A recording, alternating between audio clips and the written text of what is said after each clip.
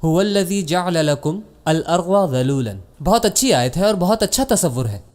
یہ وہ ہے جس نے زمین بنائی اور اس زمین کو پالتو جانوروں کی طرح بنایا ہے۔ ذلول، ذلول استعمال ہوتا ہے بکری کے لیے، جمل کے لیے اور حصان کے لیے، اور حمار کے لیے بھی، اور حمیر، گدھے، گائیں، اونٹ، ایسے جانور جن کی کمر جھکی ہوتی ہے۔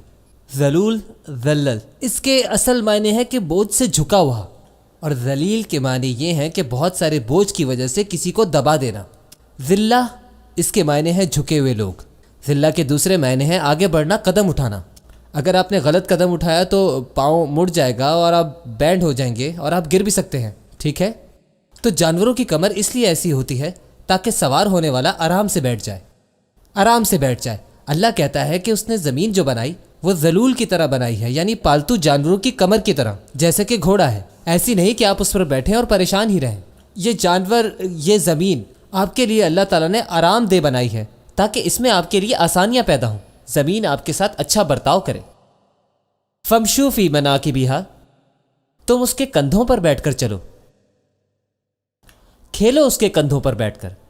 تصور کریں ایک چھوٹی سی چونٹی یا کوئی مکھی اوپر، مطلب کندھوں کے اوپر بیٹھی ہو ہاتھی کے، تو وہ اس جگہ پر بیٹھ کر مزے کر رہی ہے۔ سبحان اللہ۔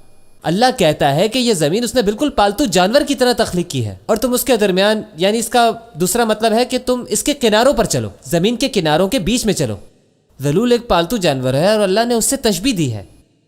اللہ نے زمین ایک پالتو جانور کی پیٹھ کی طرح اس لیے بنائی ہے تاکہ آپ اس پر سکون سے رہ سکیں، اس پر زندگی گزاریں، لیکن اس کا یہ بھی مطلب نہیں کہ آپ جانور کی پیٹھ پر بیٹھ کر ساری زندگی گزار دیں۔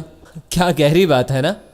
آپ جانور کے اوپر تب بیٹھتے ہیں جب آپ کو اے پوائنٹ سے بی پوائنٹ تک پہنچنا ہوتا ہے، اور آپ بی پوائنٹ پر آ کر اتر جاتے ہیں۔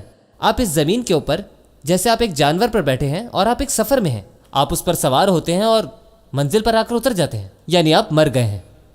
ہر چیز کی گنجائش ہے، یہ سفر ختم ہوگا اور آپ کو اس کے پاس واپس لوٹ جانا ہے، اور پھر اس کے پاس جا کر آپ ایک بار دوبارہ اٹھائے جائیں گے۔